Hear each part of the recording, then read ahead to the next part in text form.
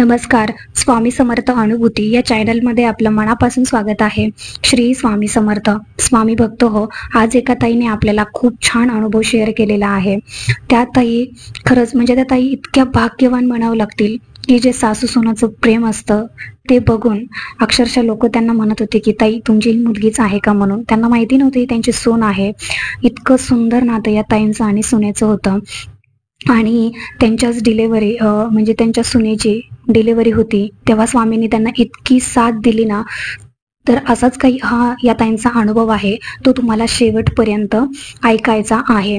हो, पण त्या अगोदर तुम्ही जर आपल्या चॅनलला म्हणजे नवीन स्वामी सेवेकरी असतील, स्वामी भक्त असतील, त्यांनी आपल्या चॅनलला जर लाईक केलं नसेल, शेअर केलं नसेल, सबस्क्राईब केलं नसेल तर लगेच सबस्क्राईब करा. बेल घंटे आयकॉन प्रेस करायला विसरू नका, जेणेकरून तुम्हाला आपल्या चॅनलचे जे काही नोटिफिकेशन आहेत ते सर्वात पहिले मिळतात. तर चला मग आपण ताईंच्या अनुभवाला सुरुवात करूया. त्या ताई सांगतात की माझ्या आयुष्यामध्ये स्वामी आल्यापासून एवढे बदल झाले की आयुष्यामध्ये नेमकं म्हणजे स्वामींचं जर माझ्या आयुष्यामध्ये स्थान नसतं तर माझं आयुष्य एकदम व्यर्थ गेलं असतं. आणि स्वामींनी मला इतक्या म्हणजे मोठ्या संकटातून छोट्या मोठ्या संकटांमध्ये साथ दिलेली आहे ना. तर त्या ताई सांगतात की मी जेव्हा म्हणजे माझ्या सुनेची म्हणजे घरामध्ये आम्ही जसं जमेल तसे स्वामींची सेवा करत होतो. जसं की स्वामी चरित्र सारामृत झालं, स्वामींचं तारक मंत्र झालं, स्वामींचं नामस्मरण झालं. तर त्या ताई सांगतात की माझ्या सुनेची जेव्हा डिलिव्हरी होती तेव्हा म्हणजे तिला असं वाटायचं की माझ्या आईचं आणि सासूबाईंचं पण सिझरच झालेलं आहे, पण माझी डिलिव्हरी ही नॉर्मल व्हावी असं ती प्रत्येक वेळेस म्हणायची, म्हणजे ताईंची सून. तर त्यावेळेस जेव्हा त्यांना 9 महिने पूर्ण झाले तरी त्यांच्या पोटात दुखत नव्हतं किंवा त्यांना त्रास होत नव्हता. तर त्या ताई म्हणायच्या की माझे 9 महिने पूर्ण झाले तरी पण मला का त्रास होत नाहीये, म्हणजे असं का होतंय. बघ ताईंना एक दिवस म्हणजे जसं 9 महिने आणि वरती 9 दिवस व्हायला लागले तेव्हा ताईंच्या पोटामध्ये हळूहळू दुखायला लागलं. त्यांना दवाखान्यात नेलं, चेकअप केलं. तर त्या ताईंना सांगितलं की तुमचं सिझर करायचं आहे की नॉर्मल. तर त्या ताई म्हटल्या की डॉक्टर माझं म्हणजे मी कितीही त्रास सहन करायला तयार आहे पण माझं नॉर्मलच करा. तर माझा स्वामींवरती पूर्ण विश्वास आहे, कारण त्या अर्थातच त्यांची सून आणि ताई दोघी मिळून स्वामींची सेवा करत होत्या. आणि काय तर डॉक्टर त्यांना चेक करून गेले आणि त्या दोघींना पण म्हणजे ताईंना पण आणि त्यांच्या सुनेला त्या दोघींनी स्वामींचं नामस्मरण मोबाईलवरती लावून दिलं होतं. आणि त्या पण नामस्मरण करतच होत्या. असं नामस्मरण करता करता त्यांना डोळा लागला, झोप लागली आणि रात्रीचेच 11 वाजले. रात्रीचे 11 वाजून गेले होते. तर 11 वाजून म्हणजे 12-1 झालीच होती जवळपास. तर त्यांना शेजारच्या ह्यांनी उठवलं आणि म्हणले की ताई तुमची मुलगी बघा किती कळवळतीये, तिला किती त्रास होतोय. तर त्या ताई म्हणल्या की माझी मुलगी नाहीये, माझी सून आहे म्हणून. तर त्या ताईंच्या सुनेला एवढा त्रास व्हायला लागला होता, इतका त्रास व्हायला लागला होता की मग रात्रीचे तर आता हॉस्पिटलमध्येच त्यांना नेलेलं होतं. तर मग तेवढं त्यांनी सिस्टरला बोलवलं, पण त्या सिस्टरने सांगितलं की म्हणजे सिस्टरने कळाचे इंजेक्शन वगैरे देऊन त्या गेल्या होत्या. तर इंजेक्शन देऊन गेल्यावर त्या रात्रीच्या 1 वाजल्यापासून जवळजवळ दुपारी 11 पर्यंत म्हणजे दुसऱ्या दिवशी 11 पर्यंत त्या त्रास सहन करत होत्या. आणि त्यानंतर एवढा त्रास सहन केल्याच्या नंतर त्यांची नॉर्मलच डिलिव्हरी झाली. अतिशय सुंदर म्हणजे इतकं भयानक त्रास होत असताना सुद्धा त्या ताईंनी एवढा दम काढला, एवढा त्रास सहन केला आणि स्वामींनी त्यांची डिलिव्हरी नॉर्मलच केली. पण जेव्हा त्यांची डिलिव्हरी झाली होती तेव्हा ताईंसोबत कोणीच नव्हतं, ताई एकट्याच होत्या. मग ताईंनी काय असे कपडे वगैरे पण जास्त नेलेले नव्हते, पण तिथे ज्या बाई होत्या त्यांनी त्या ताईंना एवढी मदत केली म्हणजे तुम्हाला माहिती जेव्हा डिलिव्हरी होती त्याच्या अगोदरपासूनच आपण जवळ कपडे ठेवले पाहिजेत, सगळ्या वस्तू ठेवल्या पाहिजेत. पण ताईंकडे त्या असून सुद्धा कमी पडल्या, कारण अर्थातच त्यांच्या सुनेला तेवढा त्रास होत होता.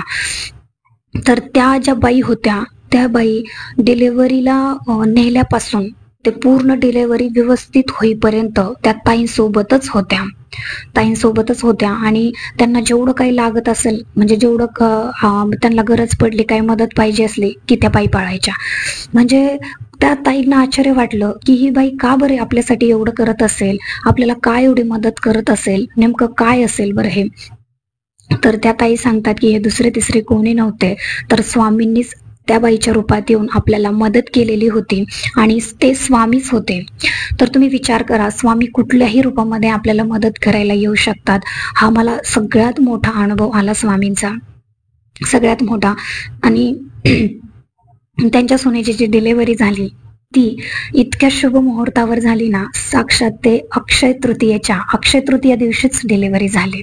म्हणजे त्या इतक्या नशिबान म्हणावं लागतील की तुम्ही विचार करा, आपल्या हिंदू धर्मामध्ये 3 मुहूर्तापैकी तो अक्षय तृतीयेचा एक मुहूर्त मानला जातो. तर त्या अक्षय तृतीया दिवशीच त्यांच्या सुनेला मुलगी झाली.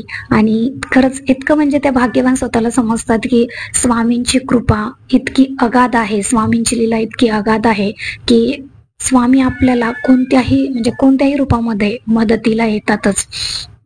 ताई म्हणतात हा सगळ्यात मोठा माझा अनुभव असेल.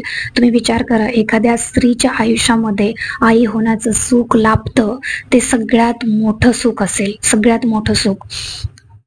तर ताई सांगतात की दुसरा अनुभव माझा असा आहे, आता त्या सुनेची जी मुलगी आहे ती जवळजवळ 1.5 वर्षाची झालेली आहे. पण ती जेव्हा रडायची तेव्हा मी फक्त स्वामींना म्हणायचे की स्वामी, मी तुमच्या 11 माळी जप करते, पण तिचं रडायचं थांबू द्या. तर काय चमत्कार व्हायचा, मी जेव्हा 11 माळी करायला बसायची तेव्हा तिकडे तिचं रडणं बंद व्हायचं. म्हणजे इतकं मला स्वामींनी साथ दिली ना, प्रत्येक वेळेस साथ दिली. आणि स्वामींची कृपा सुनेवर पण होती आणि मी जेव्हा स्वामींना बोलायचे तेव्हा माझ्यावर पण राहायचे. एकदा मी सेवा करत होती. सेवा करताना जेव्हा त्या फोटोला मी हार लावलेला होता आणि हारामध्ये असे फुलं अडकवले होते की जेणेकरून ते खाली पडले नाही पाहिजे, दोऱ्यामध्ये अडकवले होते. आणि ताई स्वामी चरित्र सारामृताचा ग्रंथ वाचत होत्या. तर स्वामी चरित्र सारामृताचा ग्रंथ वाचताना ताईंना हळूहळू त्या वातीचं, जी वात लावलेली होती, दिवा लावलेला होता, ती वात, ते फूल जळताना दिसत होतं. तर ताईंचं लक्षच गेलं नाही की ते फूल कसं काय जळतंय म्हणून. तर अचानक लक्ष गेलं, तर ताईंना वाटलं की आता काहीतरी विपरीत घडतंय म्हणून. तर स्वामींना त्यांनी सांगितलं की स्वामी, जर काही संकट येणार असेल, काही विपरीत घडणार असेल तर ते थांबवा, पण जर चांगलं काही होणार असेल तर ते दुसरं जे फुल आहे ते खाली पडू द्या. तर काय चमत्कार व्हावा. आणि मी नंतर असं म्हणल्याबरोबर मी नंतर वाचायला लागले. तर थोडा वेळ झालं, 5 मिनिट झाले, तर काय चमत्कार व्हावा, तर ते दुसरं फुल आपोआप खाली पडलं. म्हणजे हे जे अनुभव आहेत ते खरंच सत्य अनुभव आहेत. आणि म्हणजे जेव्हा हे अनुभव येतात ना, तेव्हा मनाला इतकं समाधान वाटतं. आणि खरंच स्वामी आहेत. ताई सांगतात की स्वामींनी मला, म्हणजे माझ्या मनात यावं आणि स्वामींनी ते लगेच पूर्ण करावं. एवढं माझ्या बाबतीमध्ये घडलेलं आहे ना की मी शब्दात सांगू शकत नाही. आणि हे होतं प्रत्येक स्वामी भक्तासोबत होतं, जो मनापासून स्वामींची सेवा करतो, स्वामींवरती श्रद्धा ठेवतो, विश्वास ठेवतो ना, त्याच्यासोबत ह्या गोष्टी घडतातच. त्या ताई सांगतात की मी म्हणजे मशीन काम करते, माझा दुसरा एक बिझनेस पण आहे. तर हे काम करता करता मी आपल्या चॅनलचे अनुभव ऐकत असते, स्वामींचे अनुभव ऐकते, कॉड घालून अनुभव ऐकत असते.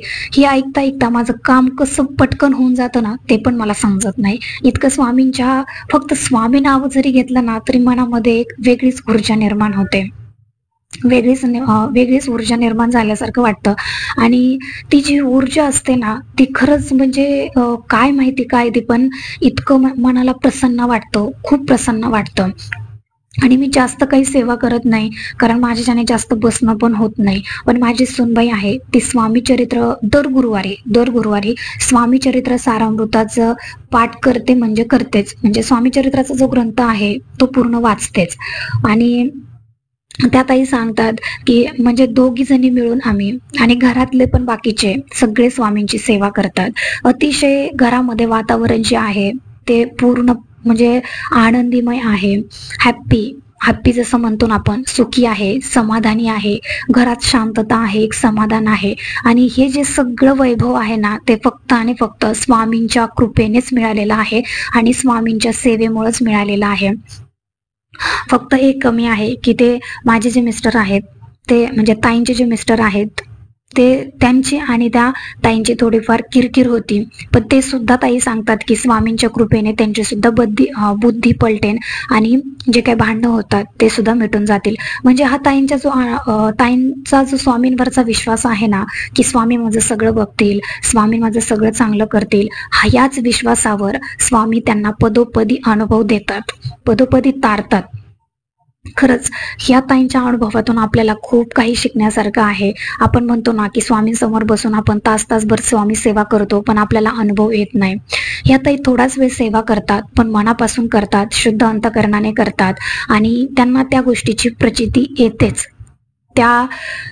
जी काही परिस्थिती चालू आहे, त्यात स्वामी त्यांना साथ देतातच, मग ते कुठलंही असू द्या. तर ह्या ताईंचा छोटासा अनुभव होता, पण अतिशय दिव्य अनुभव होता. तर ह्या अनुभवातून तुम्हाला काय शिकायला मिळालं आणि जर तुम्ही स्वामींची सेवा करत असाल तर कमेंटमध्ये श्री स्वामी समर्थ लिहायला विसरू नका. जर या ताईंचा अनुभव तुम्हाला आवडला असेल तर आपल्या चॅनलला लाईक, शेअर आणि सबस्क्राईब करायला विसरू नका. तर भेटूया अशाच एका नवीन अनुभवासोबत. तोपर्यंत सर्वांना श्री स्वामी समर्थ.